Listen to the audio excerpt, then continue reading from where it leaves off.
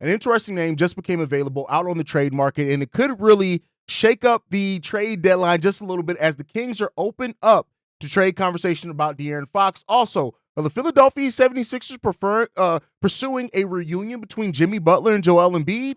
If you listen to Joel Embiid, they should. We're going to get to all that and more right after this.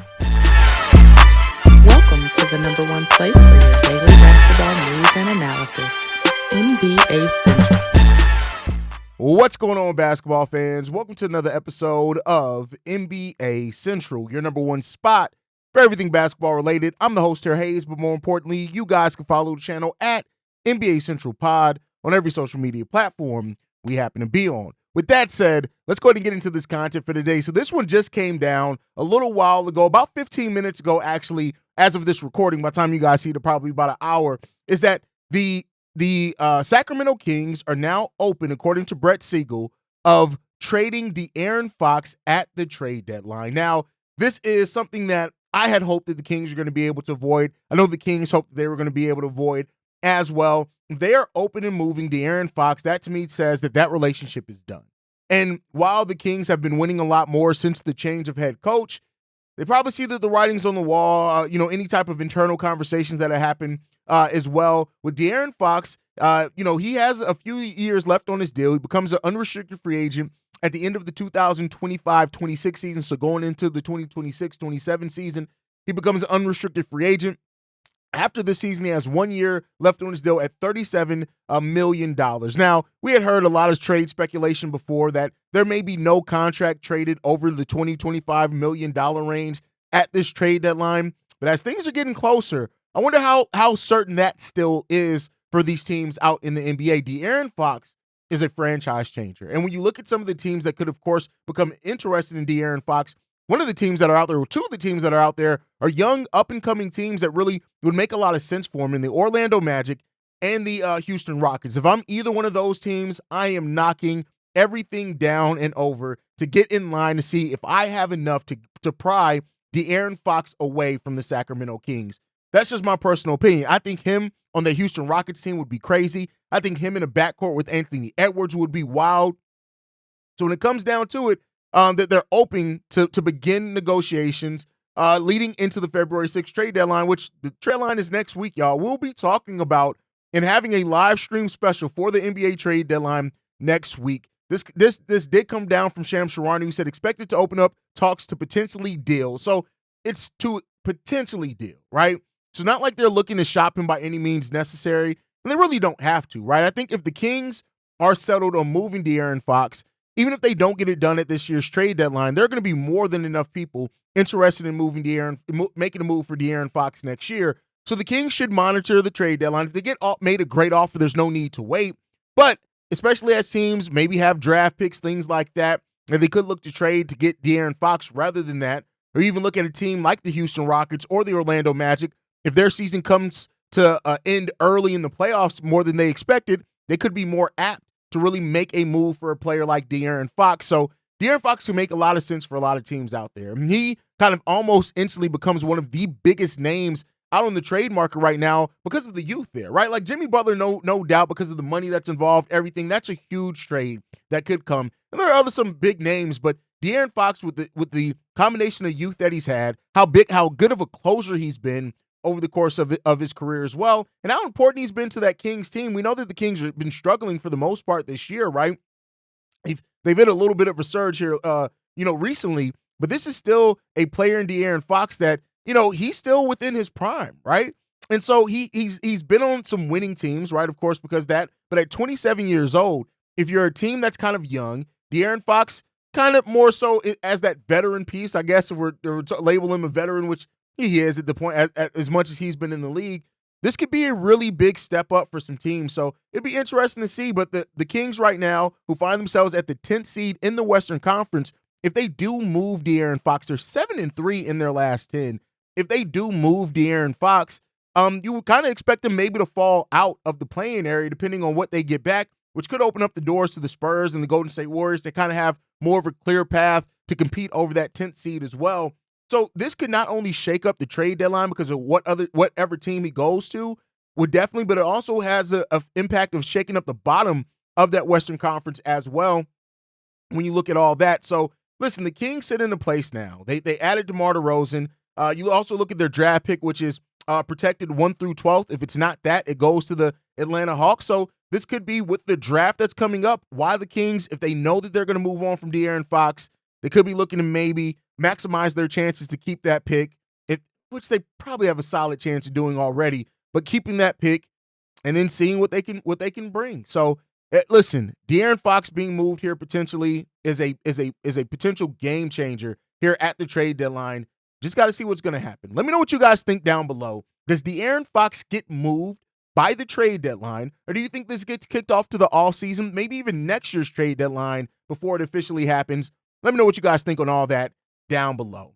The next topic that we got that we're going to get into as well is, unfortunately, listen, I'm kind of tired of talking about the Jimmy Butler drama because it just is what it is. But we've heard today that the Philadelphia 76ers could be a quiet contender to land Jimmy Butler in the trade. And mainly because of, reportedly, Joel Embiid is behind the scenes potentially pushing for a reunion to bring Jimmy Butler back to Philly. Now, kind of what same thing I think kind of happened in Minnesota, where I think like Karl Anthony Towns kind of look back at the time with Jimmy, kind of more so, you kind of understand Jimmy more when you're ready to compete. I think the same thing happened here with a little bit with Joel Embiid, is that he recognizes what Jimmy Butler was trying to do and what Jimmy Butler was driven by, right? So this one comes from Vincent Goodwill, who says this: I've heard that Philly quietly could be a suitor for Jimmy Butler. Theoretically, it would be a Jimmy for Paul George swap.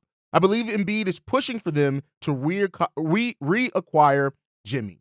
So, what could it take to get Jimmy Butler if it is Philly? Now, Paul George, is the Miami Heat enticed by that Paul George aspect of it? Hasn't played necessarily the best this season. So that is what it is. But I think that when you look at it, it could make their books a little bit more cleaner in some ways. It's an easier trade to get, for example, than Bradley Beal, because Paul George doesn't have a no trade clause. But then you got to look at it. Paul George starting off next season makes $51 million, which is still less than Jimmy Butler would make.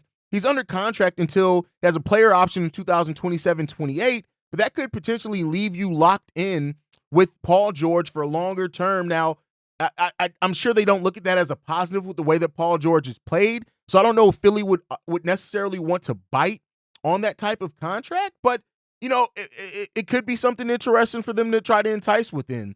The Philly also has first round picks that they could technically trade not until 2031. So I don't know if that would get it done, right? So listen, the Philadelphia 76ers can become interested in Jimmy Butler all they want. The question is the Miami Heat interested there, right? That is going to be the big question when this all comes down, is could they be interested? And that's something that we could see happen, right? We'll see. There's a lot of different things going on between rumors and speculation on how this Jimmy Butler trade could go down. You could believe what you want to believe in that. But the Miami Heat are looking. I think this indefinite suspension for Jimmy Butler this time up until that trade deadline really points to the Miami Heat trying to get something done, right? And we also heard, as another update to this, that Julius Randle could be a player that's included in the Jimmy Butler trade. Not necessarily for Jimmy Butler to end up in Minnesota, but as a way for them to be included in the trade as one of the teams helping facilitate that and moving some money around when it comes down. Reportedly, the Heat are interested in Julius Randle as part of something that they maybe can get back. Maybe the Minnesota Timberwolves take something else back as well. So, we'll see what happens there. This Jimmy Butler thing, it's going all over the place because I think people understand this may, I don't know now with the Fox News, but this may have to be the first trade chip to fall because of how many things are going to be included, how many teams could be included in this Jimmy Butler trade. It could just by nature of that, force it to be the chip that has to fall first, kind of for the trade deadline to really get off and get kickstarted. So we'll see what happens with that. Overall, I'm just ready for the nonsense to be over with. I get it. It's good for business to cover drama and have drama around the NBA. It's good for ratings. It's good for all those things. But honestly, I'm just tired of it. I'm really, honestly, truly, in my heart of hearts, just tired of covering the same shit with Jimmy, just with all the drama. It's hard to defend Jimmy Butler. And Jimmy Butler, we know the player that he is when he's able to be on the court. But it's just this type of shit. It just, as somebody, like when you look at what it's doing like to his teammates, it just really sucks to see, right? So hopefully we can move on from that. But there's a lot of rumors going on right now. Of course, the Bradley Beal to the Bulls thing was kind of debunked last night, that he would not waive the no trade clause for any cold weather losing city. So there's that part of it, right? Also got some reports as well from The Athletic that Kyle Kuzma could be looking to force his way out. Reportedly that Kuzma nixed a deal to the Dallas Mavericks last year at the trade deadline, but this year he's a little bit more open to being moved if it needs be. So Kyle Kuzma's a name to watch when it comes down to it. Speaking of the 76ers earlier, right, there's some questions about would the 76ers just kind of pack it all in. Well, according to David Aldridge, they're not going to do that, right? Despite how the season has been up and down, they still plan on competing and trying to aim for the playoffs, regardless of what the state of their roster, the state of their record is. And to somewhat, I respect that a little bit, right?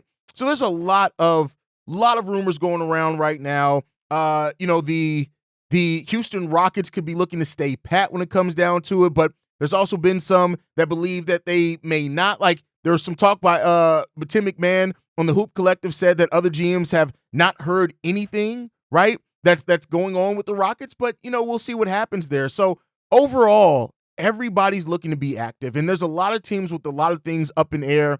This trade deadline is going to be fun. It's going to be exciting, and I think it's going to be one where either a lot happens or nothing at all happens, which could lead to actually a boring trade deadline. But let me know what you guys think on everything down below. Quick update. Just want to give you guys this quick episode today. We'll be back with more full-fledged episodes later. Life is life in the day. For those that don't know, I still run like 4 channels and a full-time job, and I'm a single parent. Not that I want any sympathy. It's just sometimes I love to deliver the 20-minute episodes because I think that's just the more bang for your guys' buck. But today, didn't really have enough time to really get it and edit it and all that stuff. But love you guys. Make sure you guys are following the podcast at NBA Central Pod. You can send us any feedback, questions, comments, concerns, NBA Central Show at gmail.com. And then lastly, if you want to leave a text message and our voicemail for the mailbag, the number to do so, 773-270-2799. We're the number one spot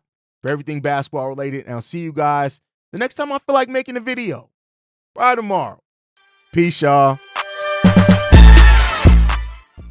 This has been a presentation of the Breaks Media.